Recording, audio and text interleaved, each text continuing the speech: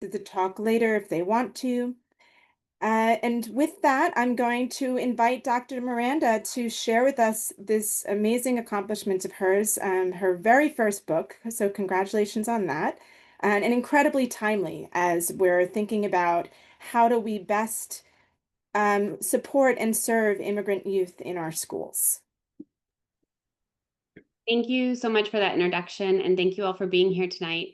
I'm really excited to share a little bit about this book and to talk to you as educators, as higher education professors about what I learned from spending time in this school, when I spent time in this school, and what I hope are some really helpful lessons that educators can use right now to help protect immigrant youth and families and communities who we all know are facing some really challenging times in our country. So I'm going to share my screen because I've created a few slides for you all. Can you see this? Can you give me a thumbs up if you can see this? Can you see me too? Okay, I'm trying something new today. So this is the book. I think one of my favorite things about the book is the cover. If you have the book on page 68, I go into depth about what the cover signifies. And I'll talk a little bit about it when I get to Sanctuary's Innovation and the second part of the book. But this is the first thing that you see when you walk into the school. It's a mural right by the front office.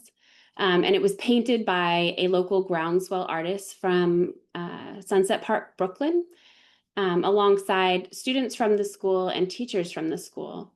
And so if you start to look at it, you can see the imagery of kind of push and pull factors that encourage people to leave their countries to seek a better life. I think it's a really powerful image of the mother lifting the baby into the air as it flies away as a butterfly. You have the evil eye represented with the flag of the United States in the middle. And the last part of the third panel in the mural is supposed to represent what it means to come to school in the United States. And so this is really, I think, such a different imagery than what we're seeing in a lot of popular media and in the news right now, and really since 2016, which I argue in the book was a real turning point for immigrant communities and schools that serve them.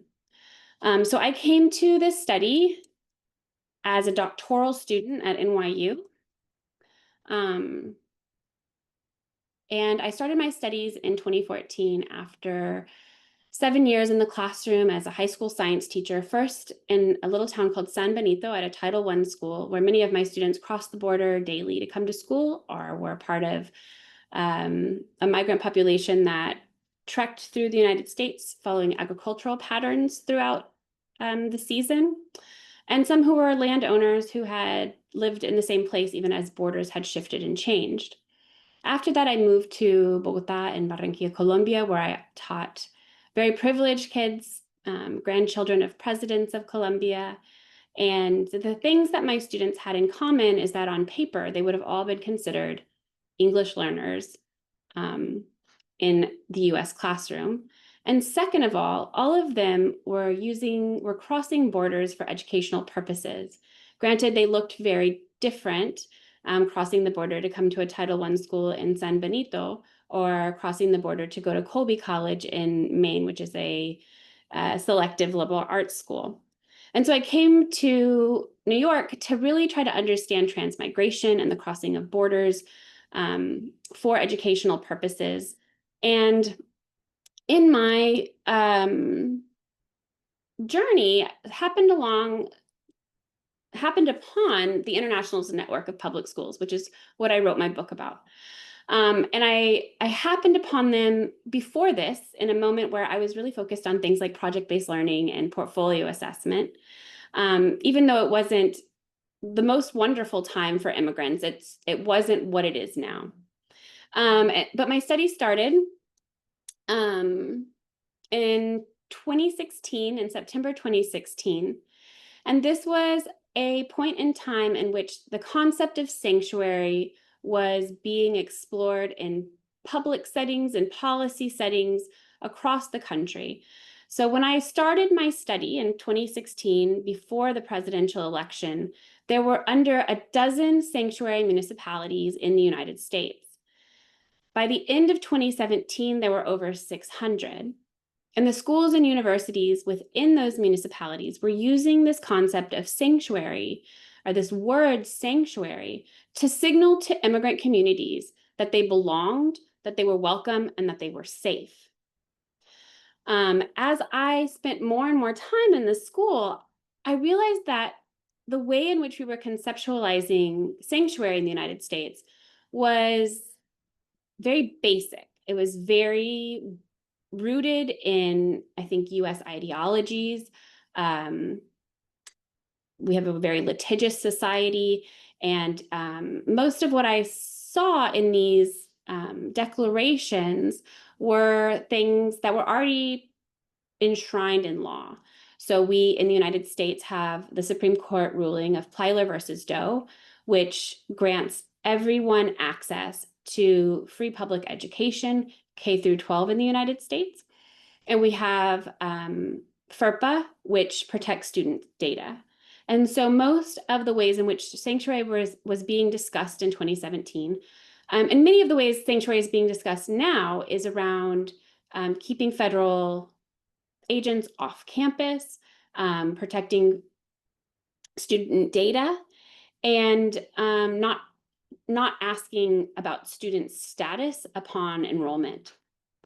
And so this book explores other interpretations of sanctuary, both as a protective stance and considering sanctuary as a type of innovation.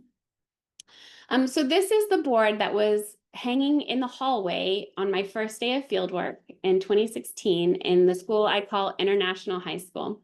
My kids walked in, so they might come say hi. So, sí, sí puedes. Bye. Sorry, 1 second. Déjalo así. Okay. We're all in transition at this time of night. And so I walked into the social studies class where I was supposed to be observing the beginning of a project, and the teacher was scolding the students. And she was saying, it's not really about you, it's about respect for me. I make you this bulletin board to teach you about the election. And I'm frustrated that Donald Trump's face keeps disappearing from the bulletin board and ending up in the boys' urinal. And so it was with this kind of small act of resistance, this kind of framing of a Donald Trump presidency as a joke in New York City, in which the study began. As we all know, it wasn't a joke, and no one predicted that Donald Trump would win. I know that's a hard thing to remember at this time, and many of us in retrospect could see how it could have happened. But statistically, looking at the data that was using at that time, any publication, including the New York Times, predicted that Hillary Clinton had a 95% chance of winning. And so the day after the election, I began to see a shift in what was happening in the school. So where pre-election, teachers were saying things like, I'm trying to teach the election in a fair and balanced way. These kids are new to the country. They're new to this political system. I want them to know what democracy is. I want them to understand civic duty. After the election, things began to shift. And the first shift that I saw was this idea of we just keep talking about checks and balances, checks and balances. I heard this probably 100 times between November and January, about how not one person can come in and change things in a day without going through due process, without respecting the systems that we have in place that are protective of our democracy. But we really began to see, even in the days after inauguration, with the first what was called then the Muslim ban, was that things were shifting. They were shifting fast. Things could change in a day. And so when the ban went into place, the kids from Yemen in this school were immediately impacted and began to feel the impacts of the family separation that were really what marked this period of time in immigration enforcement and policy in the United States. And so teachers said things to me like, so many of us had assured kids that there was no way Trump is ever going to win. There's no way. How are we going to reassure them that this is a safe space for them? And so in January, we saw this idea of after the first Muslim ban, we stopped saying checks and balances. And they really started moving into that protective stance that I had talked about at the beginning of this talk. They began to really think about how to keep students on campus safe, how to protect their data, particularly undocumented students, and ensure that students knew what their rights were, both as students in the district, in the city, and in the country. So these types of signs were all over the school, in bathrooms, on every wall, and the ways in which know your rights were taught was codified into kind of the systematic way into the school. So while they had know your rights campaigns before and things like that, this was really a big shift into understanding rights at a more tangible level, creating things like accompaniment plans with families, family protection plans, really becoming even more involved in making sure that students' legal needs were taken care of as part of the school's mission and approach. And so they had to really be innovative in this moment and to start thinking about how to reach families differently. So one family member said to a guidance counselor, I sat in the lobby for half an hour to see who was going to show up. Then I spoke to other families and they were afraid that if we all get together, that there's a place for immigration to come and get us. And so they began to shift to, online know your rights, Zoom know your rights. This is all pre-pandemic, so it wasn't as common as it is now, because families were really scared at this time to come into the school, and they were very scared that they would, between home and school, not be safe. And so again, we moved into this idea of teaching rights. So I'm going to stop sharing for just a second and talk a little bit about what the rest of that protective stance looked like, and answer any questions you all have about that aspect. And then I'm going to move into talking a little bit about sanctuary as innovation and the mindset shifts that I outline in the closing chapter of the book. So in addition to kind of moving towards that protective stance that we saw across the country, what I really saw in the school was that protection extended from a student's very first day and how they were welcome into the school all the way through graduation. And that it wasn't these kind of touch points that other schools used to offer protection. So most schools in their intake process identify if a home language is other than English. And then at another touch point, when students fill out FAFSA for college, might recognize that a student who wants to go to college isn't eligible for traditional forms of financial aid because they don't have a social security number. And so those are often, even in really supportive environments for newcomers, kids who are new to the country, that I saw was really different at the school.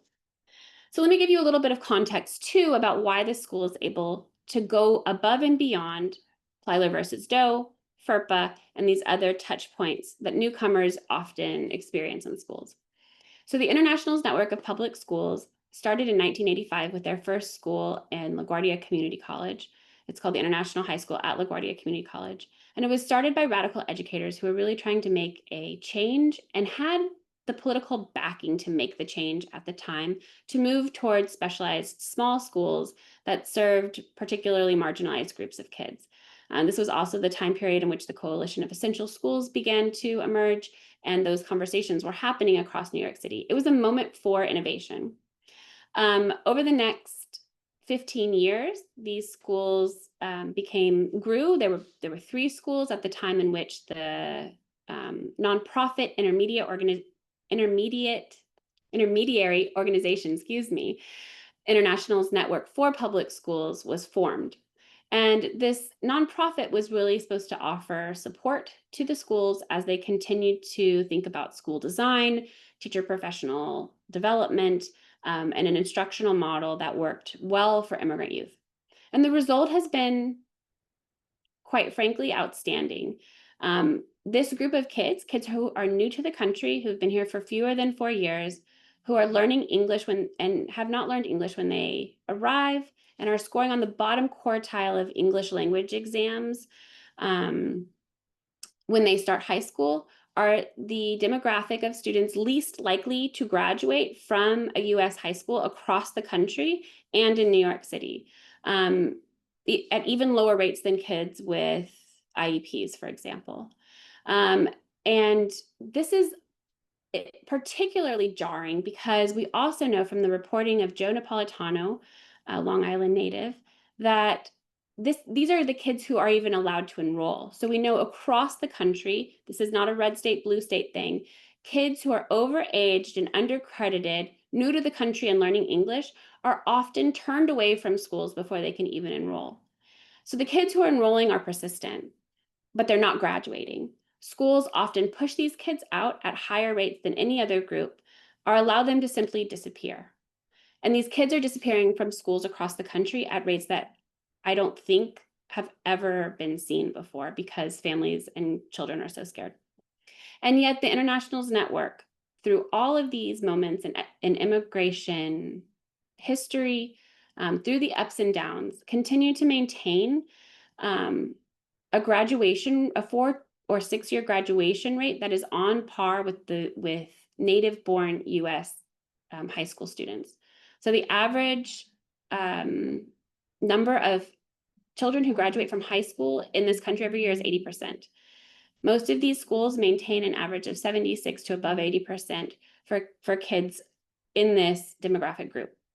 Year after year, now for 40 years for the first school, but 20 years for the organization. And so I chose it as an exceptional case because I really believed from the numbers that there was something happening here at the cultural level that wasn't fully understood. And so this is not a picture. I'm going to share my screen again. So I want to talk a little bit, sorry, let me pause. Are there any questions about the context for the school or are the protective moves that the school made before I get into Sanctuary's innovation?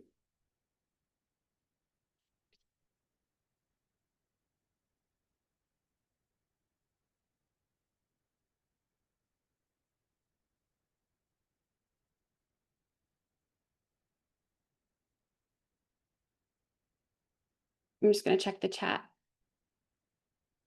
I am good at wait time. I was a teacher.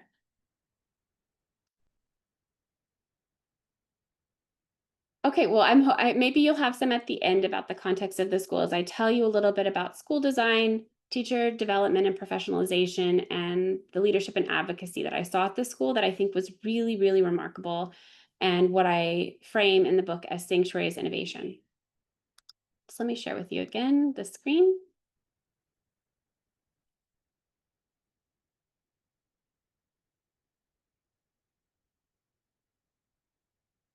So this is not a picture of the school where I did my study, but this picture for me represents kind of your traditional US high school. Does this look familiar to you all? This trophy case is what you would traditionally see highlighting um, the kids that are valued at a school, right? The athletes, the honor roll, the perfect attendance.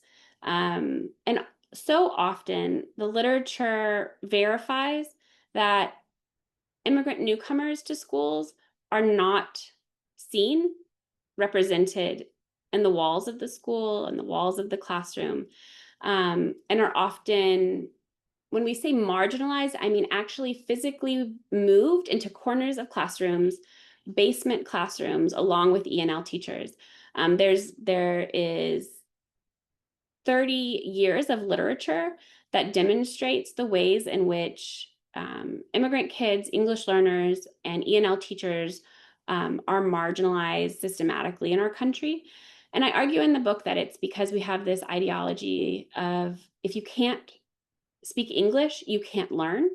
If you can't speak English, you can't learn complicated things. And so when I walked into the school and the first thing I saw was this mural, I began to sense that something was different. It's a small school. One of my participants, who I named Gonzalo in the book, who I have a whole chapter about because he really was just like not having it when he first walked into the school. It was his first day, and he said, just one hallway for a high school? My middle school was like 4 or 5 floors. I was like, what kind of weird high school is this? High school, just one floor? And they were like, yes. And I was like, okay, okay. And then they showed me around to the class, and students were like sitting down, paying attention. And so Gonzalo really juxtaposed for me his experience in a segregated, comprehensive, large New York City um, middle school, in which his first day he was approached, asked what he was, and when he said he was Dominican, was then kind of forced into a peer group where he had to really fight for his safety at school. He told me stories about fights in bathrooms and about the racial dynamics in the schools and how kids were pitted against each other. And so he came to the school by accident. He thought he had enrolled into the bigger school in the area with a similar name. And he said he walked into school with his hoodie up, ready to fight, ready to protect himself, because that had been his schooling experience in the United States. Gonzalo would have been considered a long-term L. He would have been considered having interruptions in his formal education, and he had an IEP. So Gonzalo was very unlikely statistically to graduate in the United States. When I met him, he was in his 5th year, and he did graduate after 6 years, spoiler alert. But it took a lot. And one of the reasons I chose to write about him is because almost anywhere else, that would have not been his path forward. And it wasn't unusual. In fact, everyone I write about in the book, including the math teacher who becomes the assistant principal, was not your exceptional student. These were the kids who are the most likely to fail. And what Gonzalo taught me was that he felt seen and represented on the walls of the school, in the ways in which he was asked to engage with texts, in the ways that he was allowed to see how work progressed from annotation to essay, and that there were cultural elements that were represented in all of the work that he did. Every poster, every bulletin board showed work in progress, not exceptional works. It wasn't the A+ that were on the board, but showing of process and progress. What I also thought was interesting is that 9th and 10th graders come into the school and are cohorted in a way that you would see in elementary schools. So essentially, the same group of 20 to 25 kids stays with the same group of 5 teachers for 2 full years, and they go from class to class together. So in a traditional high school, you'll see kids have their own individual schedules, and high school is very rooted in kind of that individualism, right? Of what do I need to go on with the next phase of my life. But instead here you see this kind of home space creation where the 9th graders and 10th graders are cohorted together, and they're staying with the same teachers. And so all the 10th graders in the classroom have been the new kid. They've been on their first day of school, maybe not speaking English, and they've had a year to both practice the language as well as the skills and the content that they learn in 10th grade. So there's different projects over the two-year period, all teacher created, but they're able to practice the linguistics and the skills for those 2 full years and go from the newest student to the teacher, the holder of knowledge, the translator, or the translanguager. And I thought that was a very powerful way to think about things that we already know are best practice. There's lots of research that supports looping, particularly in the early years, and there's lots of research that supports how close grouping allows children to build relationships with one another, and that those relationships can lead to better learning environments. Applying this at the high school level, I thought was quite innovative and really interesting.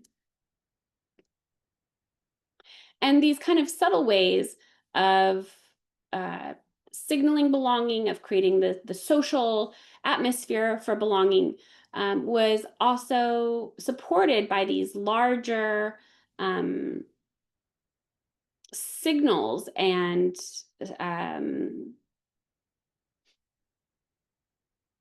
kind of all of the ways in which these kind of bigger, more dramatic efforts to show families that they um, belonged and that the school was for them, they were more believable because of all of these other small ways of signaling belonging within the school. So I go on in, I'm going to stop sharing one more time. So in chapter 3 really focuses on school design, this cohorting, the looping, the teachers staying together and what that looks like. And then chapter 4 and 5 moves away from the student experience and into the adult experience in the school.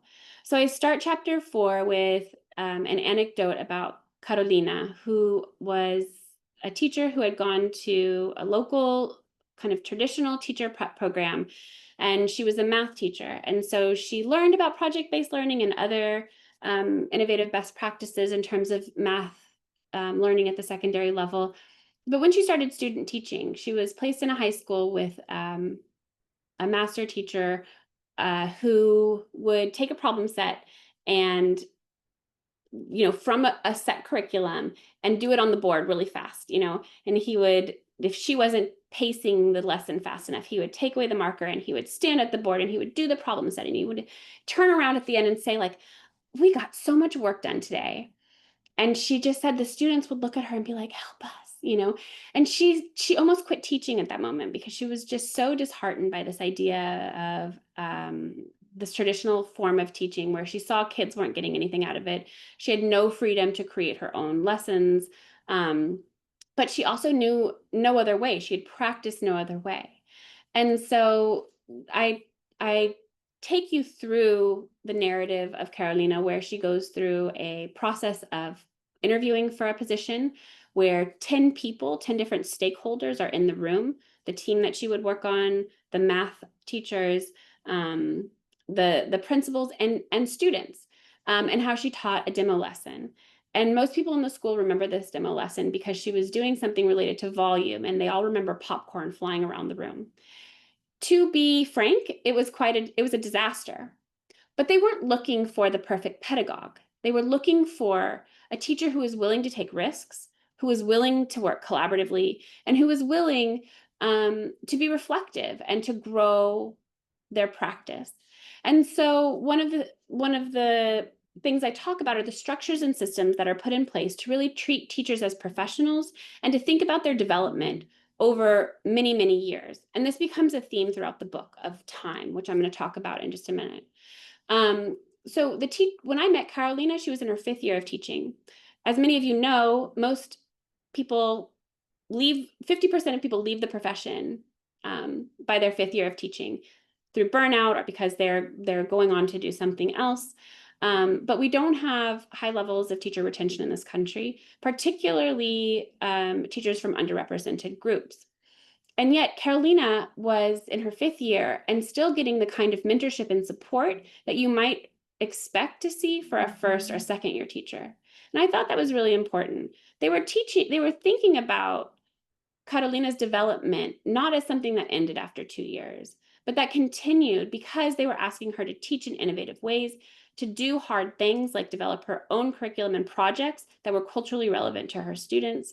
And to continue to hone her craft as she grew as an educator. So I go on to talk about other innovations in the way that they think about teacher professionalization, teacher autonomy, and what that looked like over time at the school. And I also talk about the way they staff the school. So I tell stories of how when you walk into the front office, the person who does finance is an alum of the school. The person who does attendance is the auntie of somebody who's going to the school.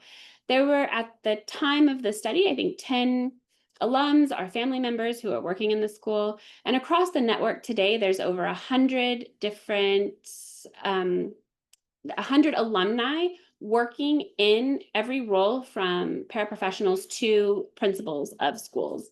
And so there was really a family atmosphere in the school that I didn't think was a kind of cliche one, right? We talk about families in schools all the time, but oftentimes I don't think that's the real dominant narrative. It's kind of surface level.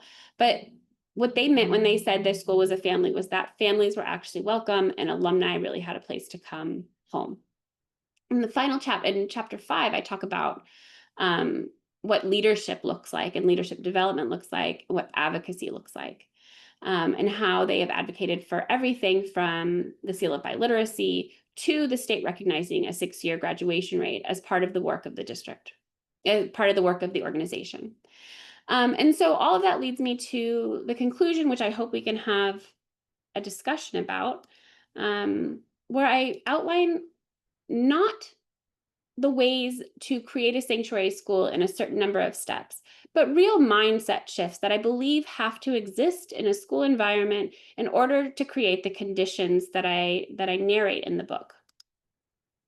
And so I've called these 4 radical mindset shifts that are necessary. Let me put this in slideshow mode. And those shifts are recognizing the flaws in the social contract and failures of the state, centering knowing and caring for students, really knowing and caring for students, knowing their stories and not being scared of them. And I'll talk more about that. Valuing stability over urgency, both when thinking about student and teacher development, and then reevaluating the roles the immigrant students and their families play in schools. And I'll give you an example of each one, and then I hope we can talk a little bit more about each of these, because I'd love to know what you think about what these mindsets are, and if you think they exist in your school or in the schools that you've seen. And so the first one is really that shift that I talked about from teaching the election in a fair and balanced way to the shift to understanding students' rights and constitutional rights as a mindset shift that allowed teachers to recognize flaws in the social contract and the failures of the state. So I think oftentimes we think teachers should be neutral. Teachers should not say what they think about current events. They should have students draw their own conclusions by presenting them with information. I think that's the standard mindset. I think the radical mindset shift is that at this moment in particular, and after this shift that we saw in 2016, that silence around some of the hateful rhetoric equals complacency and condones the actions of the federal government, even if they are anti-immigrant. And so I really did see teachers shift to what I'm doing is inherently political, and the way that I signal to my students that I care about them means being political. And so teachers began really looking towards the system as the place to lay the blame, rather than I don't think that they ever blamed families and communities, but there was a real shift to understanding the systems that were marginalizing their kids well. This looks like deep study of the immigration system, really understanding push and pull factors, where students are coming from, and then finding kind of common ground between students from all over the world who speak lots of different languages. In this particular moment in 2016, that common ground was family separation and family reunification. So because in this time period, so many kids, there were so many unaccompanied minors coming to the United States by themselves. Many of them had faced separation from families, from parents especially, from anywhere from a few months to up to 17 years.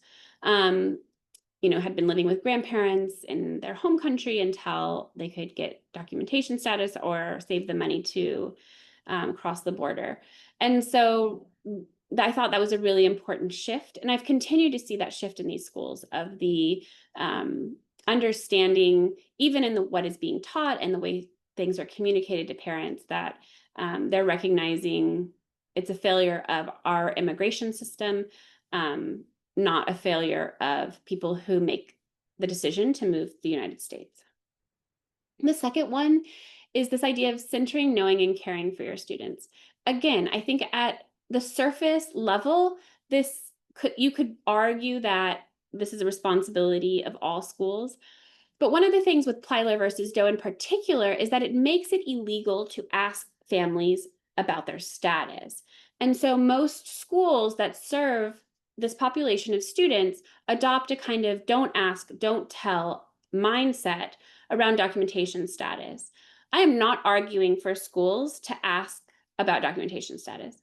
I am arguing for the creation of space within school, both in the academic spaces and in the social emotional spaces, to allow students to share their stories in a safe way and to use them to help them understand how their stories are part of their identity.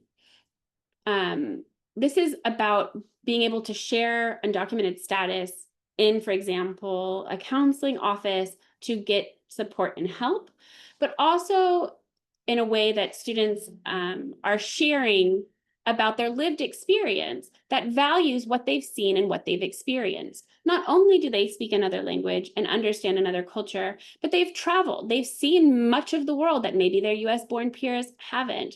How do we draw on that worldliness, experience, and journeys in a way that allows them to draw on that learned knowledge and lived experience as part of the way that they access complicated material and engage with the content area?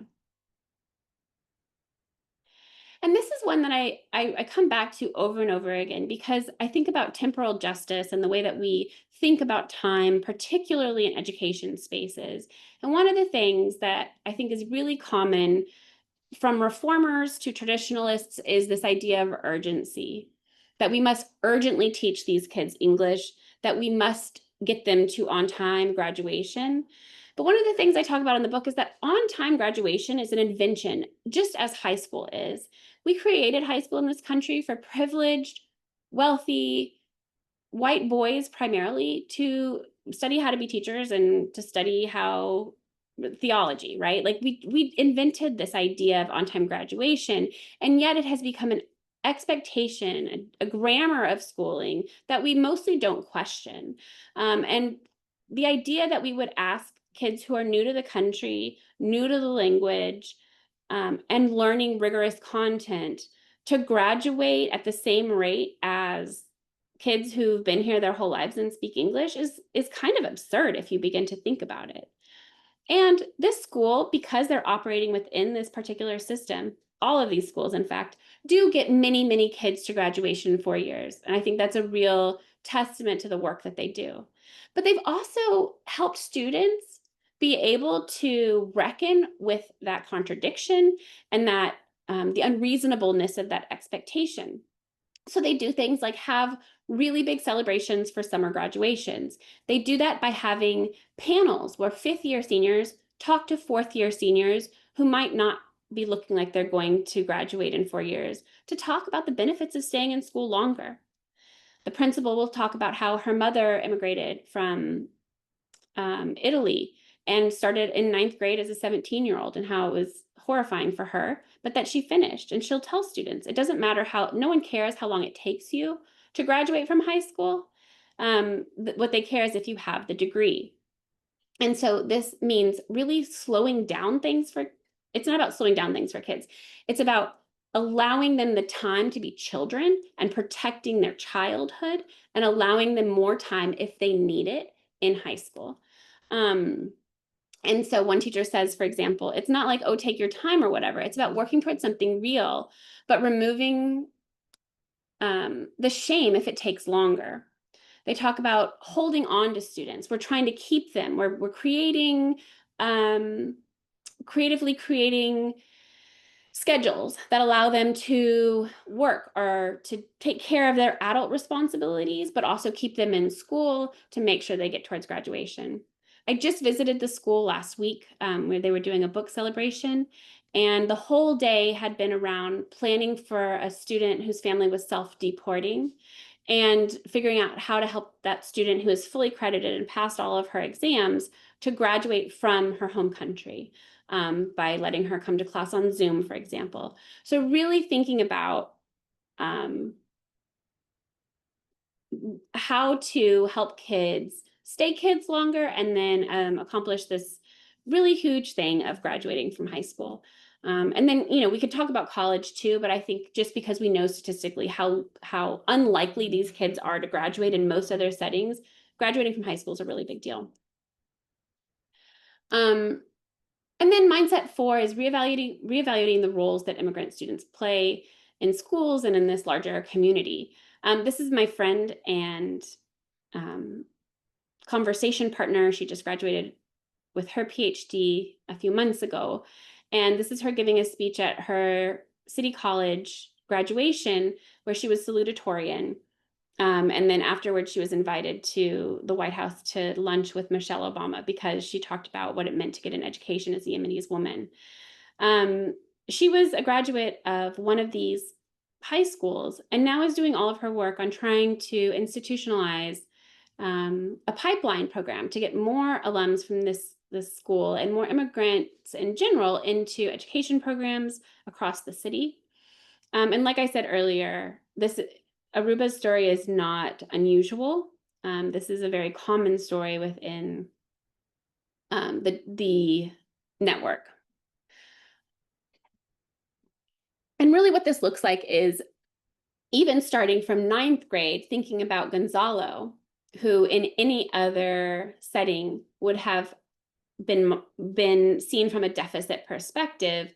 By the time he was a 10th grader, he talked about what it meant to be a translator, what it meant to help ninth graders understand the culture of the school and help them socialize the school.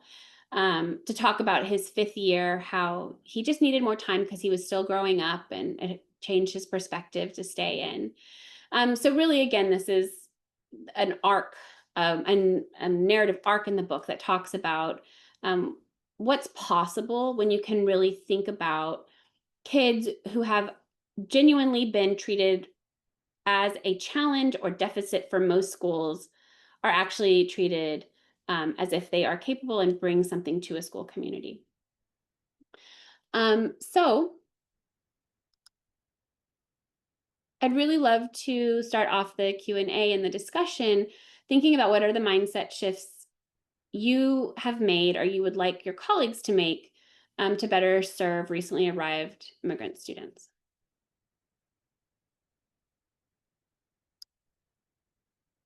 So thank you for listening to that very long lecture. I'm not typically a lecturer, but it is 5 chapters, or 7 really, I guess, if you count the intro and conclusion. Thank you so much, Dr. Miranda. So if you have any questions about Dr. Miranda's book, you can either put them in the chat or you can raise a hand. And actually, there is one that came into the chat. This is from Janae, and it says, did any students featured in your book have any interrupted school experience, SIFE students? Yes, many, many, many SIFE students. In fact, one of my roles as a participant observer, which I also have an appendices in the book that talks about my role as a participant observer and kind of as a guide for I wrote it for my students really, like as a guide for novice ethnographers and anthropologists who want to do a study that's similar to this. But one of my roles as a participant observer in the school was to do some of the SIFE interviews with kids. And so, the population and how SIFE is defined is really pretty localized or done at the state level. It looks different for every state and district and how students are interviewed for it. But yes, a large number of students had interruptions of a couple months to a couple years. I write about Milagros, who came to the United States, who had only completed 5th grade because she was from a rural part of Central America where going to secondary school was not financially viable for her family. And she'd graduated at 22 after 7 years. I spent a lot of time with her in doing one-on-one kind of mentorship and support for her portfolio-based assessment essays. And she's now a mom and a social worker with a master's degree.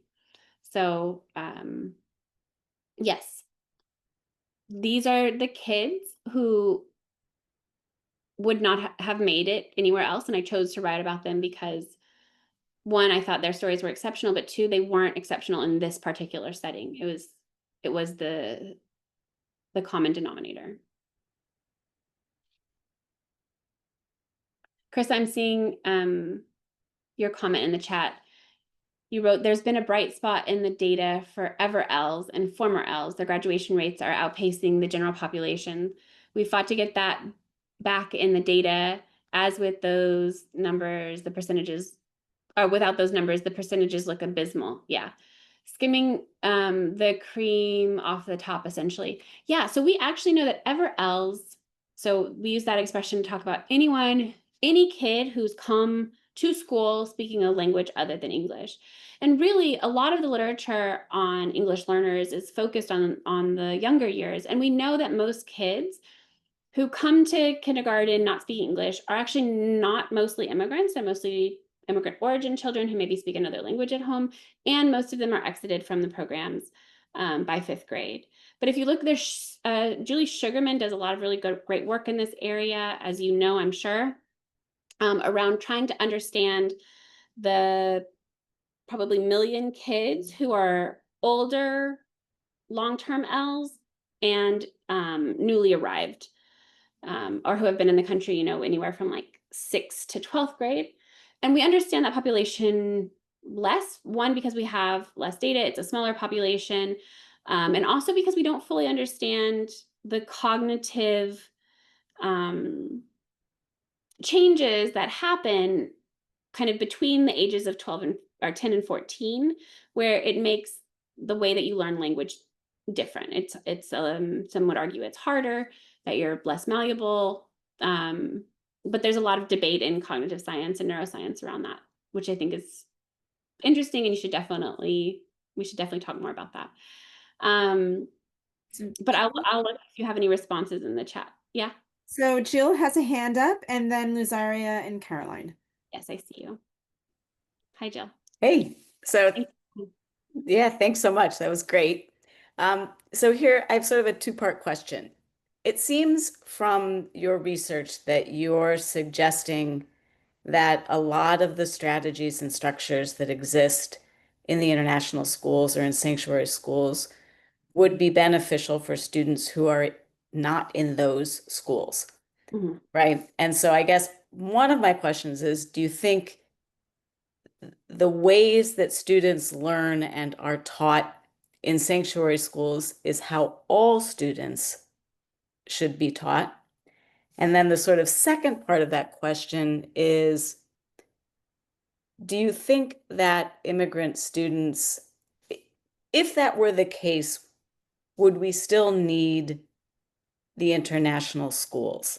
And so it's really a question about, are we proposing that the needs of immigrant students are different from and should be satisfied in a separate place? Are we saying that every school should meet the needs of immigrant students somewhere in the school, or that the needs of immigrant students are more the same than different from the needs of all students? And as educators, we could all learn a lot from studying what happens in sanctuary schools. Yeah, absolutely. I think that's a really important question. Hi. Hi. Do you need anything? Can you go on, please? No, I just wanted to give you a hug. Okay, thank you. See you later. So I think that there's many different parts of this.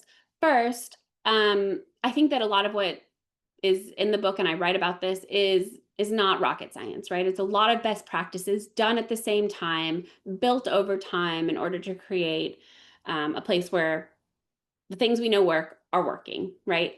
And I would say that if you look at from K through 12, who gets to play, who gets to explore, and who gets to do projects across the country, is that these conditions exist in schools of privilege, private and public, across the United States. From Montessori programs in the early years to kind of IB programs in the older years. We know project-based learning is great for kids. I don't think there's some debate about it, especially around things like assessment. But I think most educators who've spent time in the classroom, who've read the literature, understand that project-based learning works well, especially if you're trying to raise kids who can do critical thinking work and problem solving, question authority, things like that. I mean, this is like back to Jane Annion's work around like who gets to learn what with the hidden curriculum. I wrote a piece a few years ago called Segregation or Sanctuary, where I took up this debate about why these schools are needed. And in that piece, I talk about these schools as counterpublics using Nancy Fraser's work. But I think the main part of that argument is that in a perfect society in which there were no marginalized groups, these schools wouldn't have to exist. But that the efforts that we have made thus far to remove the factors that marginalize these kids haven't worked. And so these schools must exist. I don't think that the conditions in these, I don't think that having the whole school model is absolutely necessary to make changes that are helpful for newcomer populations in schools. There are a lot of models right now that are kind of schools within a school. There are newcomer programs that do really great work in terms of trying to affirm students' backgrounds and belonging and center that, and with really committed educators doing a lot of good work. What I do see in those programs, however, is fundamentally a emphasis on English learning that is seen as more important than any other aspect of the educational experience. And I think that is fundamentally what is different about this school. If we don't make English the priority, what are the possibilities? And if we can get rid of that mentality of you can't learn until you've sat in a room for 5 periods a day being drilled on cat and hat, if we can get rid of that mentality and get kids into credit bearing and rigorous classes and really truly use the things that we know about translanguaging and about how we can draw on on students' linguistic capacities in a multitude of ways, the possibilities that we see in this school begin to exist. But I think as long as we are stuck in that idea that you can't learn until you learn English, that's not a possibility. So I know that doesn't fully answer every aspect of your question, but I think the limitations are more in these mindsets than they are in particular practices. Lizaria. I just really enjoyed your presentation, Dr. Miranda. Thank you so much. I really was thinking a lot about your concept of time that you were discussing in your school, in the school. And it brought me back to just thinking about worldviews and how, socially constructed that goal of reaching that high school graduation in 4 years, how there's just different ideas about how time moves and how maybe perhaps we should be valuing that meaningful progress and the growth versus just trying to reach that goal of graduation. It really rang true to me. But I also really enjoyed the way that you talked about like how kids were supposed to stay kids and you want to protect the youth, but I think there's another part to it too, and I thought maybe you can discuss that a little bit further. Is about like valuing the learning and the extreme growth that these children, they come to a new country. I feel like that is a big piece that's missing when you talk about like how they must learn English first, and but like what about like learning how to be in another society If you've never left the country, you've never experienced what it's like to go to the store and order something, or deal with teachers, just, or even deal with time, time. So I just feel like that is like a major theme in your work as well. Thank you. Yeah. I mean, I was doing a comparative study a while ago at this point, and this teacher, I asked her, so how many days a year do you think you spend on Regents test prep? And she said, how many days in a school year are there? And I said, well, that's a lot, you know.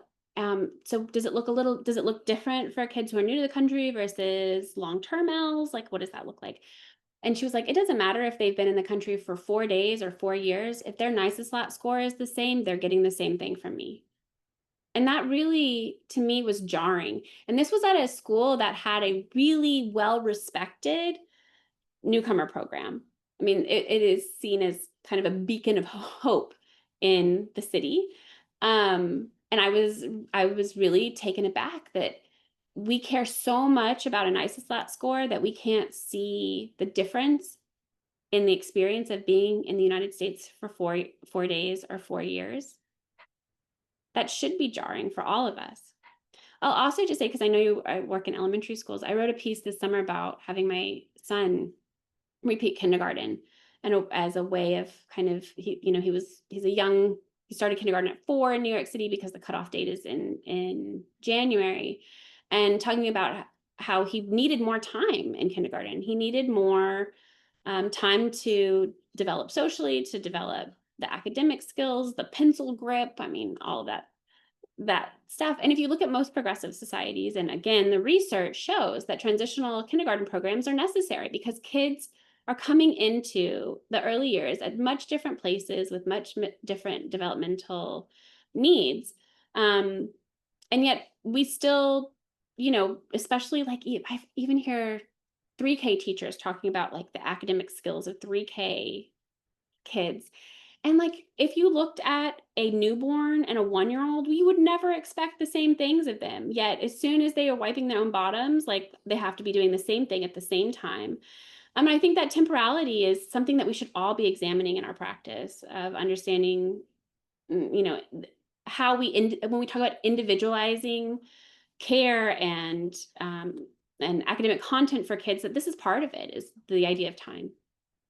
So thank you for bringing that up and letting me share those anecdotes. But those are two that really stick with me. Caroline, would you like to ask a question next?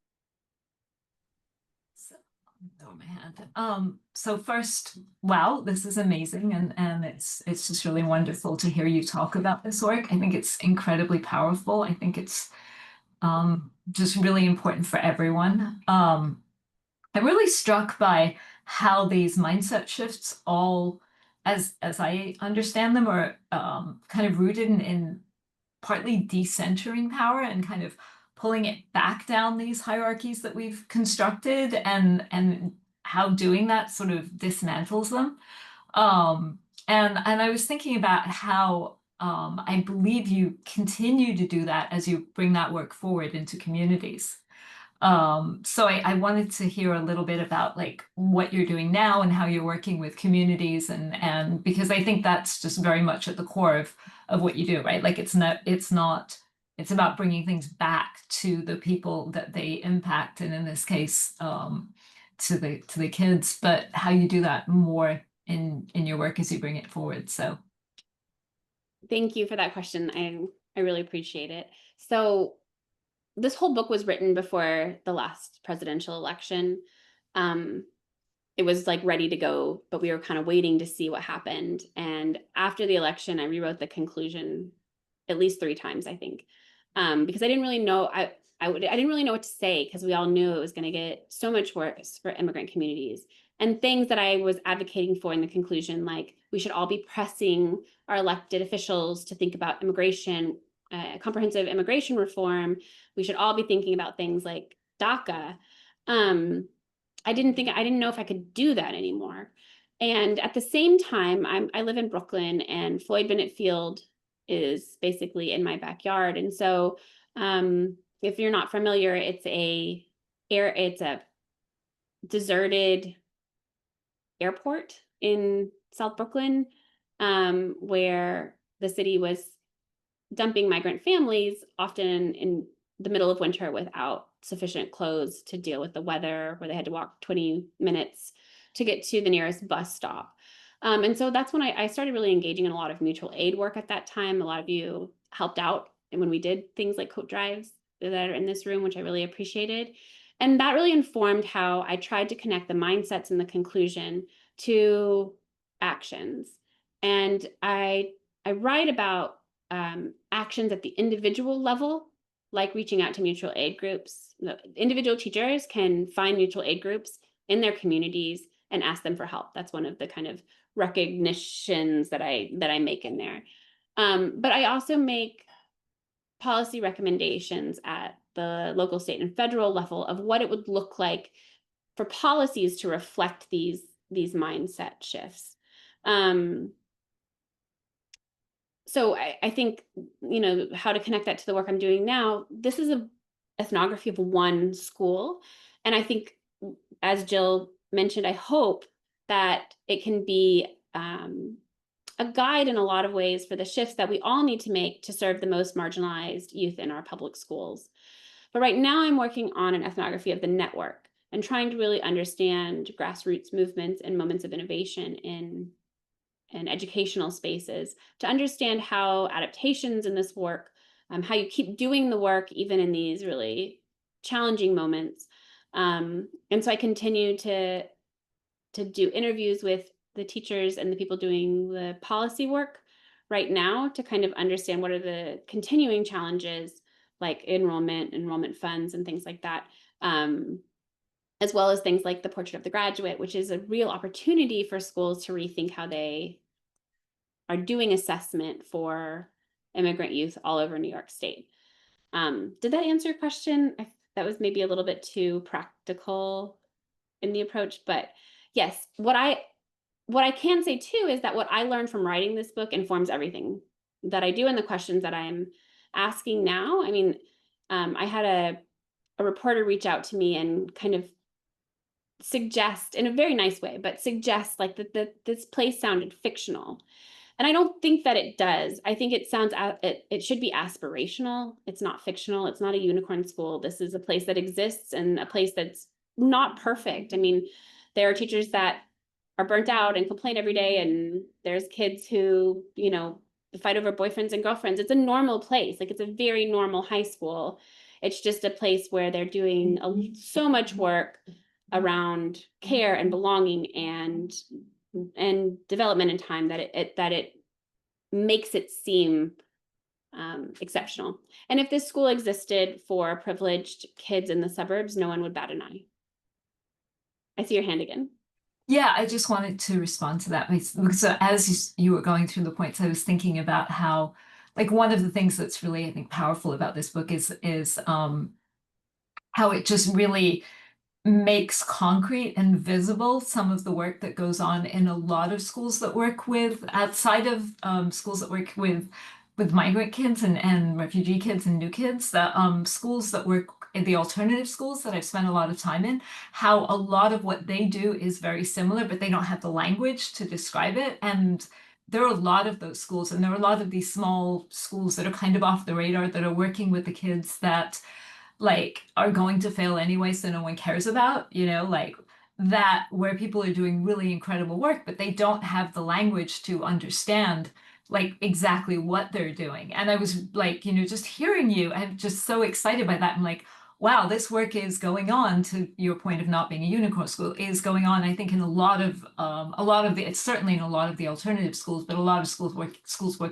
people work with incarcerated youth or formerly incarcerated youth, or, those lots of different populations of disposable, I think Drew calls them like the disposable populations, right? Where this amazing work is going on, and how powerful it is to have that language. So yeah. Thank you. Yeah, I mean, I think that is a place actually we can learn a lot from in this particular moment. So if you think about the places where kids are kind of just like discarded and there's very little oversight, those are often places where innovation can happen. So we're in this particular moment where a lot of educators are asking me like, but they're going to cut funding and I might only have one person in the school. And my response is, if you read the book, there's an interview with the gym teacher that kind of just blew me away, that I find myself I'm talking about a lot, because I kind of left this interview with the gym teacher till the very, very end because I didn't think I would learn anything from him, to be honest.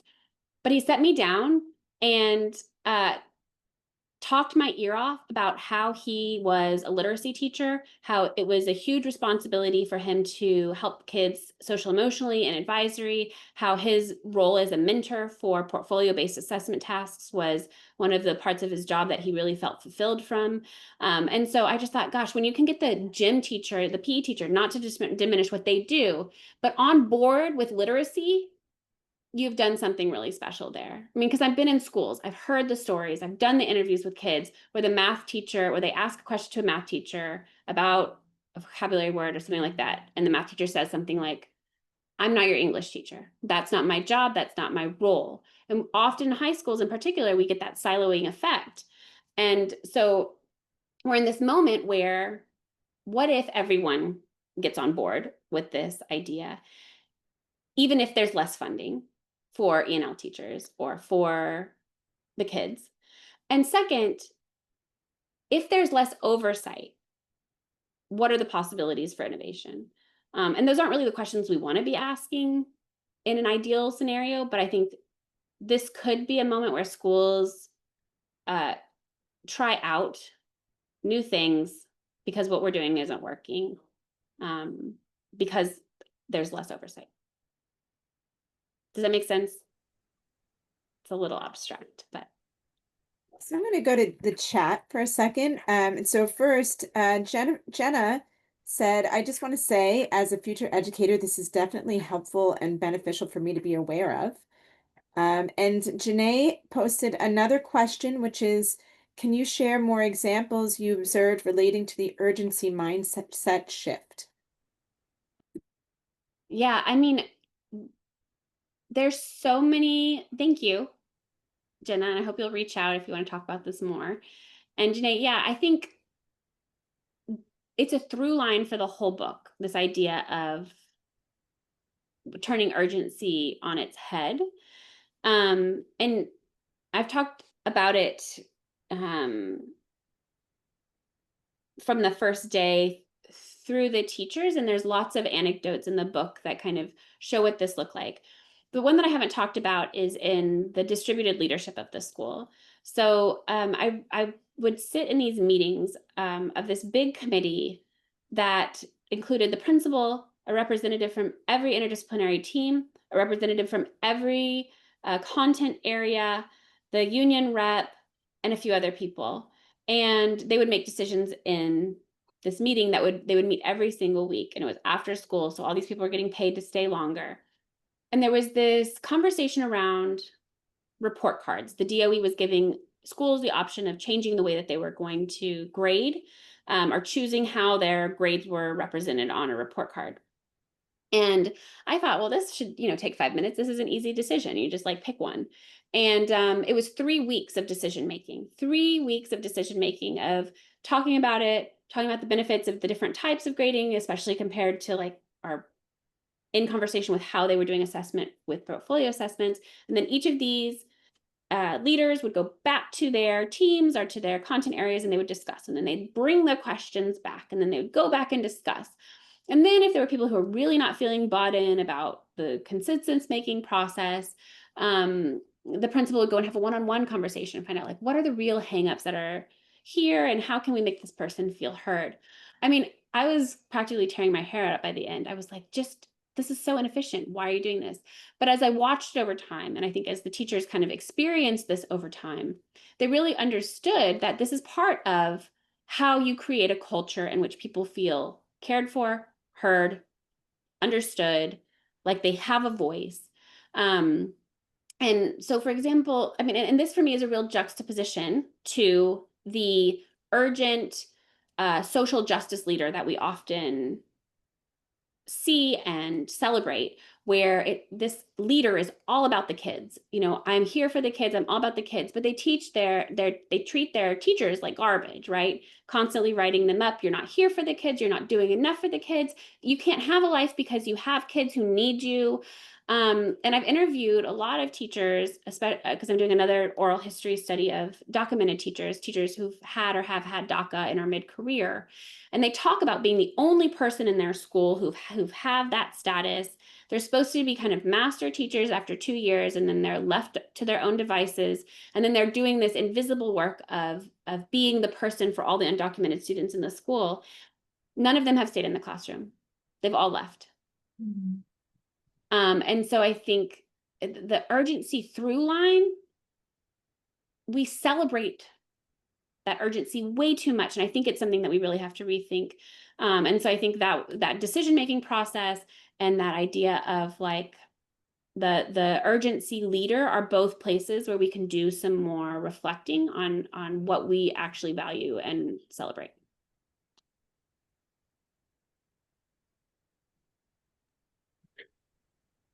So do we have any other questions or comments for Dr. Miranda?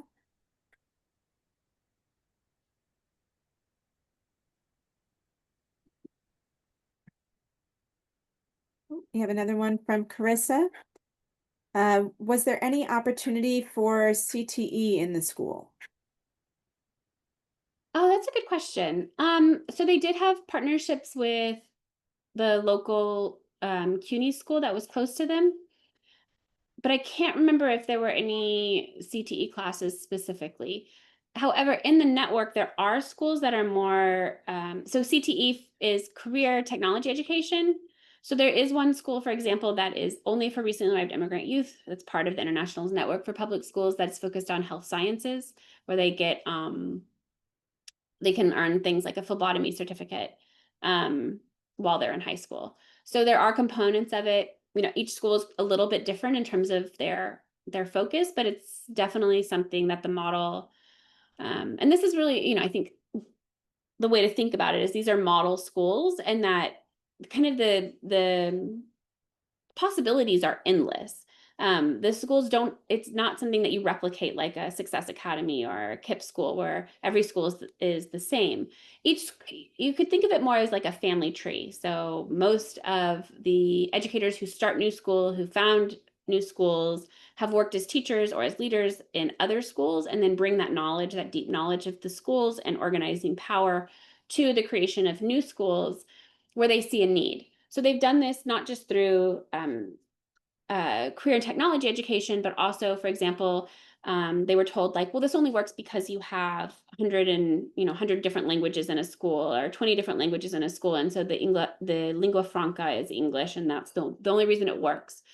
And so they said, okay, well, let's create a single model, a single language model where all the kids in the school speak Spanish. They have 2 of them now, and use more tenets of bilingual education in how they approach the model of learning and the culture of the school. And so each school is a little bit different and serves a different need in a different community, and is able to be responsive to that community need, which is why I think that the health science school grew out of the school where I did my research. Thanks for that question. So Janae said, I'm very excited to read the book. It's arriving Saturday. Tremendous work, Dr. Miranda. Thank you. I hope you all read it and let me know what you think. I really did try to write it to be, it's not a beach read exactly, but it is a quick read. It's really narrative focused. If you're reading it, especially for students, and you see the little footnotes, there's 25 pages of notes, and I wrote it from a teacher perspective, because if there's anything that you want to know more about or question, I've tried to footnote it and give you a reading list or some resources to explore. And this is everything from even the use of the word accent in Immigrant to things like looping and cohorting, where I'm citing the research that I'm drawing on to call those best practices.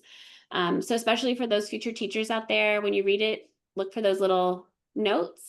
And for the EDD students who are thinking about case study or ethnography, the appendix is for you. So I get really into the nitty-gritty of access and talking to strangers and participant observation. So I hope it's a useful tool.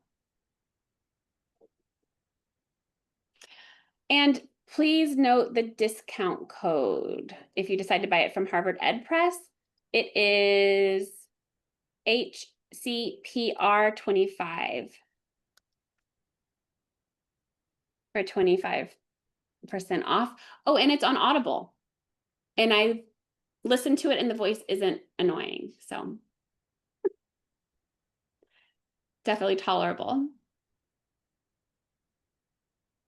So if there are no more questions or comments, I would like to thank Dr. Miranda very much for sharing her work with us tonight, spending time with us. So I put the link there if you want to check out the book on Harvard Education Press. The discount code is in there as well. If you are interested in the EDD program, you're welcome to hang on for a little while if you want to chat and learn a little bit more about what we do. But this is, as I mentioned, this is going to be the first of many of these kinds of talks this year. So we're really excited to share the fantastic work that our faculty are doing. And soon you're going to see work from faculty and alumni too. So thank you again, Dr. Miranda, and congratulations on your incredible publication. Thank you We're so much. very excited for you and so proud of everything you've accomplished. Thank you so much. And just for students, if you want to get in touch, I'm on LinkedIn, Blue Sky, and Instagram. So you can look for me and find out about the other work that I'm doing. And I also post teacher resources pretty regularly on those platforms to give you tools for helping serve immigrant students better. Thank you.